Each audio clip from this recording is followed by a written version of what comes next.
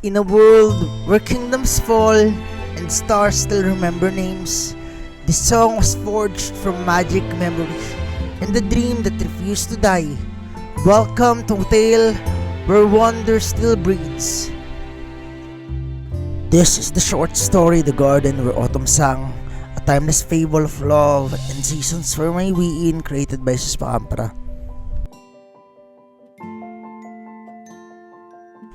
If this tale stirred something in you, a memory, a dream, or a truth, our Ko-fi, Amazon, and Patreon links are in the description. Support helps us keep writing for you and the ones you hold dear. The night before the first frost, Jess woke to the whisper of rain moving across the roof like a thin silk shawl. He lay still, listening, counting the drips, as if each one were a bead on a rosary, and the thought of the bulbs sleeping in their sacks by the door. Autumn had come and soft-footed this year, the kind that never raised its voice. The house breathed with him, the wooden bones of the floor expanding and sighing in the dark. He rose without lighting the lamp, and he felt his way to the kitchen for a thermos of tea, had sweetened with honey and a slice of ginger, and stepped out into the garden where he had promised to keep eternal, even when eternal meant learning to let go. At the edge of the path, the trellised arches waited, each draped in a garland of chrysanthemums and the thin streamers had cut from an old ribbon, amber, marmalade, and gold. He touched the nearest post, feeling where the grain lifted beneath his palm like an old scar. The soil underfoot was a cool breath and breath. The damp air tasted like wet clay and fair bells. Somewhere in the town below, a dog barked once, as if to say you're not alone in this watchfulness. He heard the sliding door behind him, the hush of wool, the small domestic symphony of slippers on stone. Couldn't sleep? Yongsun asked, her voice low enough to be part of the weather. I heard the rain, he said, and it was not an answer she understood. She always understood. She came to stand beside him, folding herself against his arm, her hair threading its fragrance into his sweater. Smoke from the last night's stove, the fruit poetry of marigolds braided through her dark length. When she looked up, the lantern's leftover glow caught in her eyes. They had the same amber lights as the chrysanthemums. It will be a beautiful day, she said, even if it starts grey. Byul and Wheein appeared a little later, drawn by the kettle's whistle and the allure of mischief. Byul carried a pair of gardening clogs that had seen 100 seasons in a green that would have lit the path without lanterns. Wheein brought a basket. Of course she did. And inside, as if the sky had left its whisper with her, were daisies still dewy, long-stemmed and patient. Breakfast, Wheein announced, and then laughed at herself for the eyes. Jess poured tea into the little cups, and steam ascended as if it were participating and practicing for prayer. The garden took them in, 4 people, 1 hush, and they drank together with that quiet happiness, particular to mornings before the world remembers what it wants. When the light finally spread, thin and milky, they set to work. Jess knelt in the beds and pressed bulbs into the earth, the way a father places stories into the hollows of his children's palms. Byul staked new lines for the climbing vines and sat under her breath, sometimes in something that moved between steady and tender. He recognized the skeleton of a tune had once put on the radio while they danced in the kitchen, the title floating like a leaf, Fields of Gold. Wheein sorted seeds by color and temperament, and then scolding them fondly when they rolled away, and each time she reached for one, He noticed how she did not crush the soil, but cupped it, as if the ground were a small bird. Yongsun moved among the arches with her shears, whispering apologies. Each time she trimmed a wayward stem, she was talking to the plants, yet, yes, but possibly to time itself. Eternal doesn't mean unchange, Jess said, suddenly, because old promises have a way of rising like spring sap when the hands are busy. It means it learns to bloom again. I know, Yongsun replied, closing the shears with a sighing sound, but it comforts me to hear that you say it every year. Love depends on roots, Byul said, not teasing this time, only stating a creed. Roots and petals, Wheein added, lifting a daisy to her lips as if testing the chord of its silence. Roots to hold us, petals so we remember the softness before the fall. They worked until their backs hummed and their knees kept the memory of stone. Wind chimes clicked, light and silver, and the neighbor's radio sent up a faint shape of another song, something like Moon River, low as a thought you don't say aloud, but the kitchen window, and from it, the smell of rice began its climb, benign and home sure. A cat scouted the fence, top like a small acrobat, and blinked at them, indifferent and saintly. When shadows lengthened, the arches were bright enough to look like doorways into a steel green world. Wheein, whose hands could not resist turning afternoons into games, plucked a daisy from her basket and turned toward them, eyes mischievous and soft. "Let's ask," she said, lifting the flower as if it were a tiny oracle. "He loves me and he loves me not." "You always cheat," Byul said, dealing her an eyebrow. "I don't," Wheein protested, smiling so gently the garden leaned closer. "The flowers know the truth. I'm simply literate." "Then let the text speak," Yongsun murmured, settling on the low stone under the nearest arc, her skirt making a nest around her like a moon laid down. Wheein began to pluck. "He loves me," she said, the first petal falling. "He loves me not." The rhythm took hold, and the words were a child's game. Yes, but in her mouth, they acquired the tremble of ceremony. Petals drifted to the path, dust caught on them like a breath on glass. On the last one, she stopped, voice slipping to a register that made Jess's name lift inside his chest. "Well," he asked. He could not help himself. He would spend his life not being able to help himself. Wheein kept the final petal. She pressed it into her palm as if sealing a letter. "He loves me," she said, and the air agreed. "Little songbird," Byul murmured, ruffling her hair. "Of course." "And us?" Yongsun asked lightly, but in her eyes that old, holy ache. "The one art keeps alive so that we have a door to go through. You're the sun that taught the flowers how to run and to turn." Jess said to her, which was the truest thing he knew. Then to Byul, that you are the storm that keeps the soil alive, and that to Wheein, you're the rain that reminds the earth to feel again. They stood in that for a while, each affirmation growing vines in the tender dark. When the first star pricked the blue and the lanterns caught, they drew them near and then felt the distinct gravity of each body, as if their hearts were planted in the same secret system. The day slid forward, leaf quiet. They layered small rituals over the garden until it became a story you could walk through. Yongsun read poetry to the seeds, sometimes Ralk, sometimes her own, which was the better translation.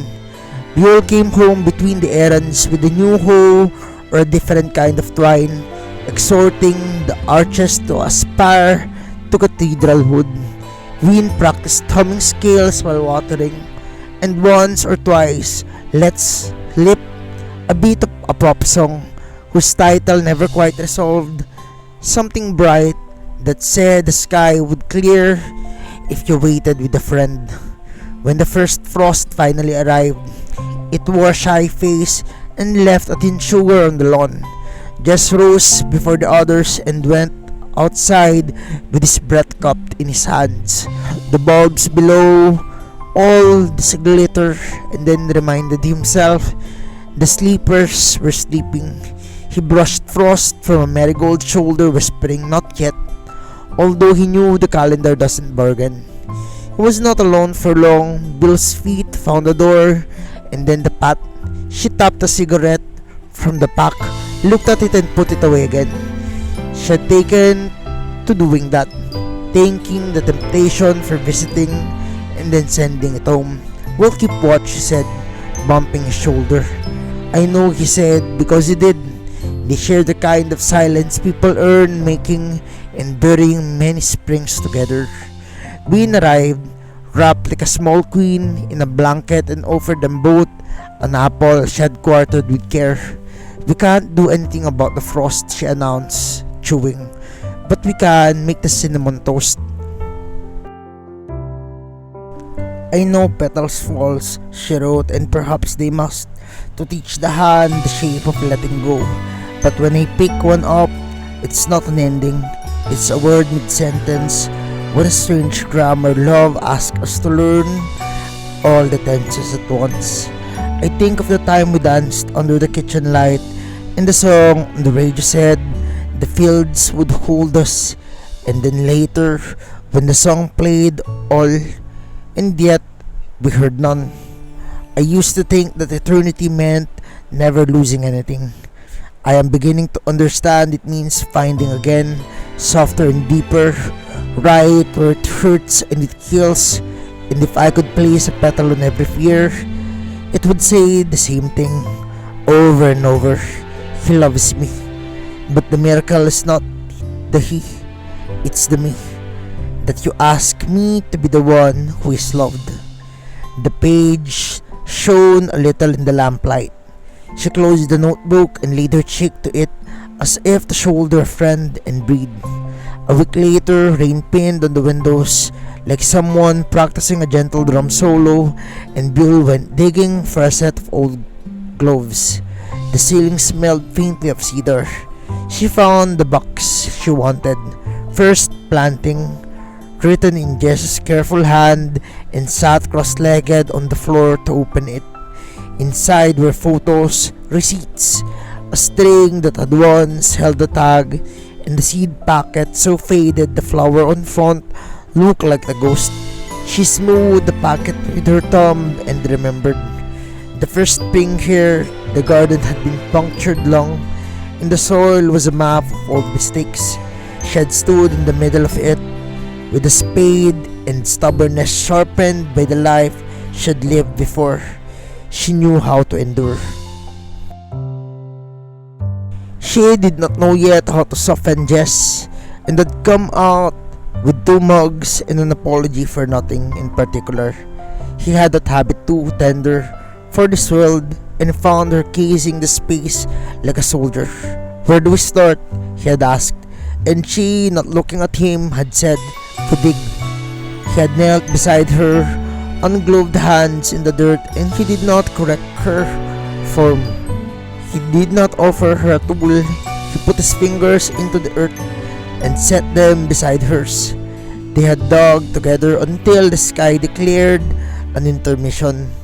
When she stood, her back hot, and with complaint, she had handed her water and said, "You carry half the sky even when you think you don't."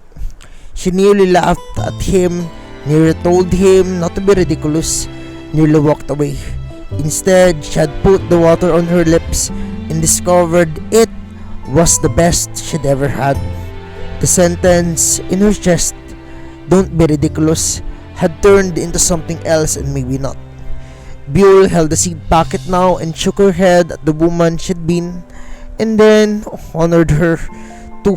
She was there and here because that woman had insisted on a garden, and she went outside to find Jess tying a new line from arc to arc. "Remember this?" she asked, handing him the ghost packet. He smiled, the kind of smile that didn't perform for anyone else. The year we learned soil forgives if you ask in the right language. What do you think are the right words? She asked, standing shoulder to shoulder. Not words, she said. Presence showing up with your hands open. She snorted, you're a poet. Plumber recounted, I fix leaks.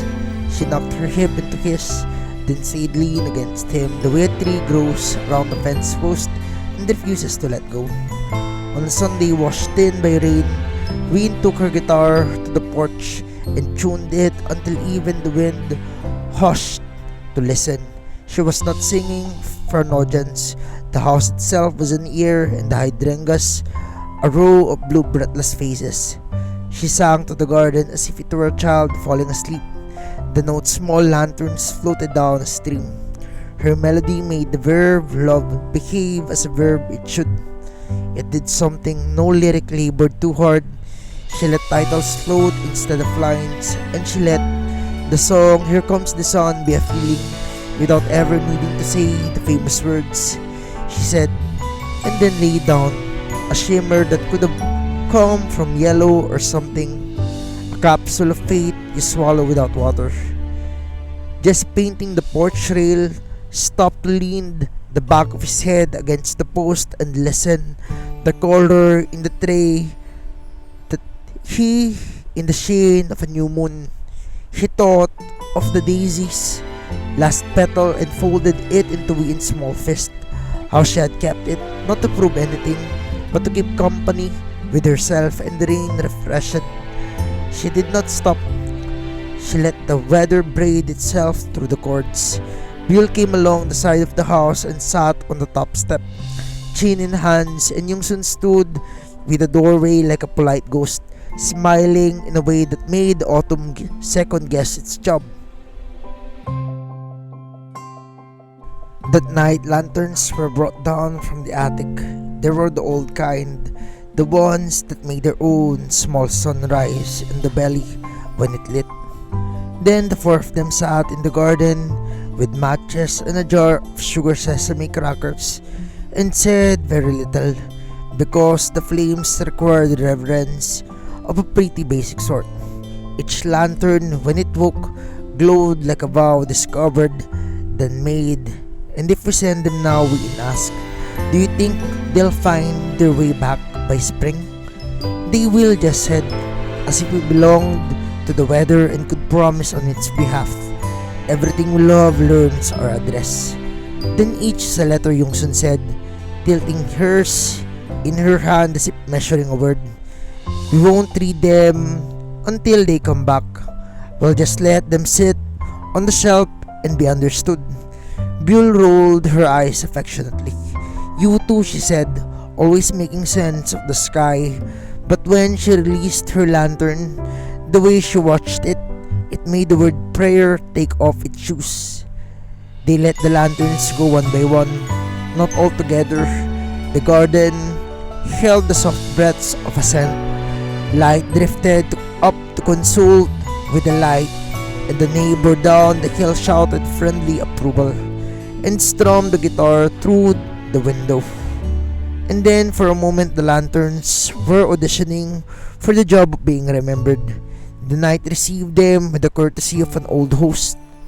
And when the snow came, honest, not a rehearsal, it arrived in the middle of a sentence. Jess and Yongsun were in the kitchen inventing a stew. Byul was in the garage explaining to Orange that no, she would not be doing the hard way today. Wheein was upstairs at the window, practicing scales under her breath to the rhythm of a car wheels whispering past. The world changed the key. They looked up, as one does when the orchestra gives you a small nod.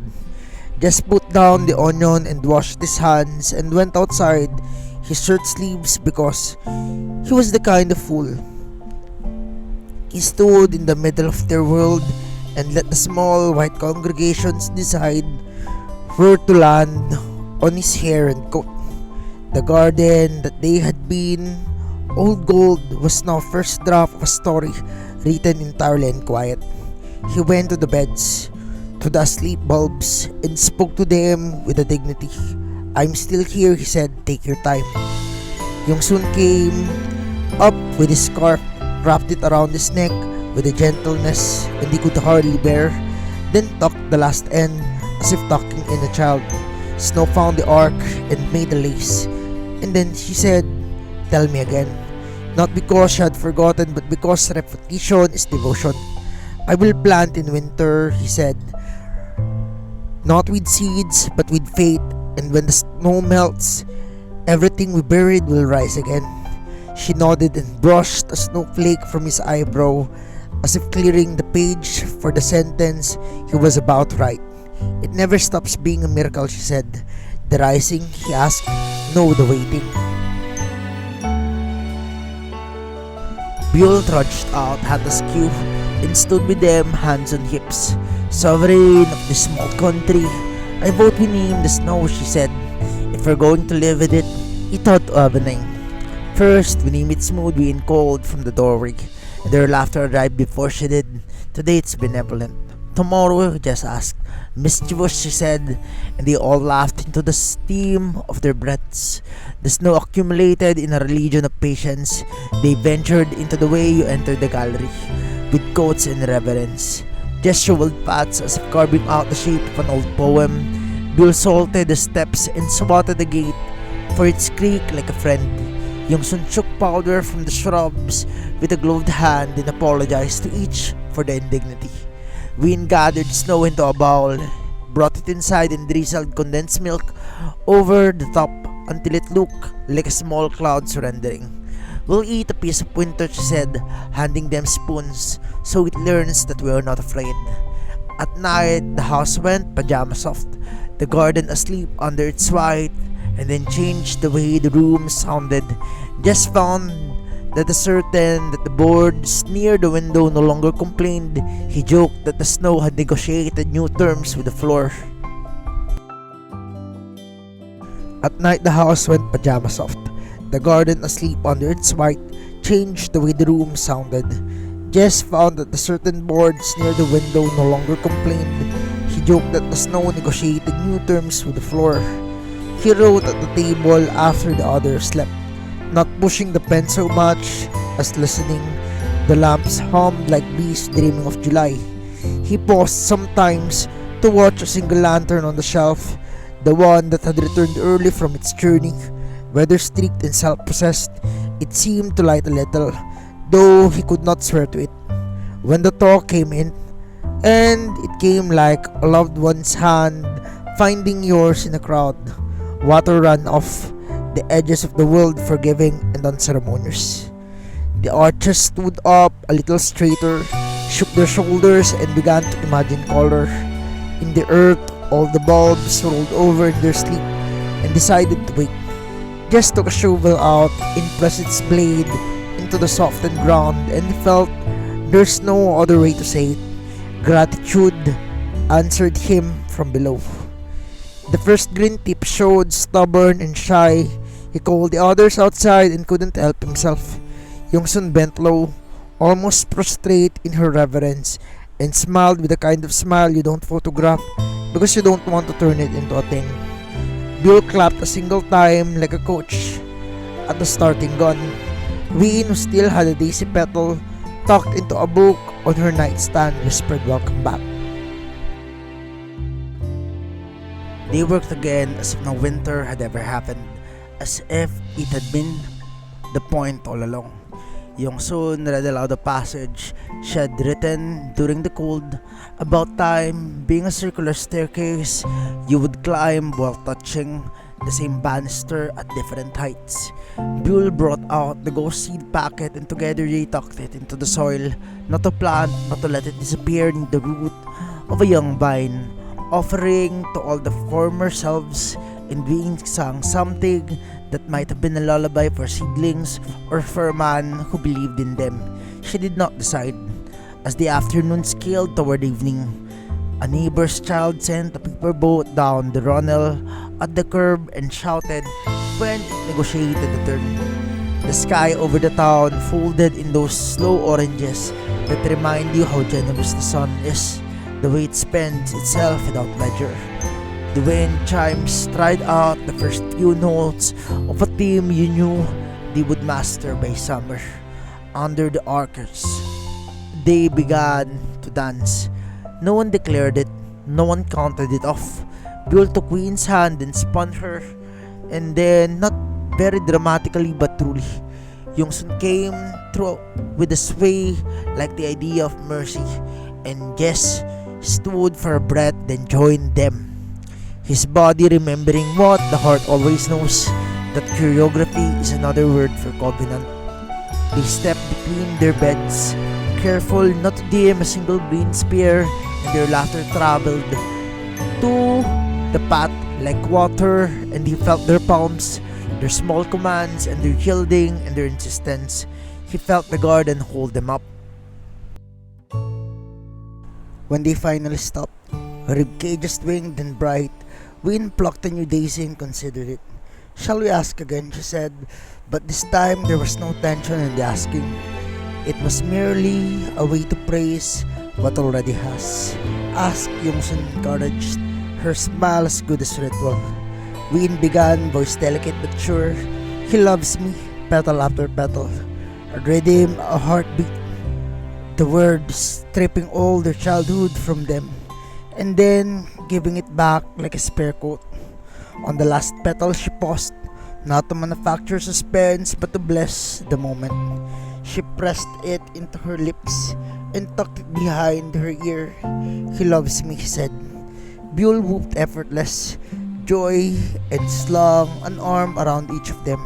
"Of course he does," she said. "We're ridiculous with it." Jess touched their foreheads one by one, not solemn but present, then raised his eyes to the arcing dark. There were no lanterns tonight. The sky had enough of its own. The garden had become the kind of place where time sits down and takes off its shoes. He thought of all the ways that this could be lengthened. The winter coda that they had already lived, the flashback tucked as seeds in the soil, and the songs that carried them from one season to the next. But the length was not the point. The point was the thickness of the moment in his hands, the density of now. They lit the porch lamps, and steam rose from the bowls in the kitchen like the ghost of meals from other lives. The fence, a cat accepted the rising night. In the town below, bells practiced for a festival that they would not be invited to, and yet would attend by listening.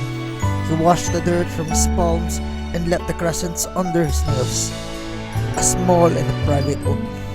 Later, when the house had gone to bed and the garden lay awake in its new green, he stepped back out, not to do anything, just to be a witness. The arches darkened into the rib cages of the lightlessness and promise.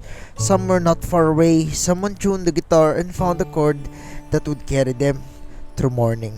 He put his hands on the nearest post, felt the pulse of sap, and spoke softly, so as not to disturb the sleepers below. "I'm still here," Jess said. "Take your time."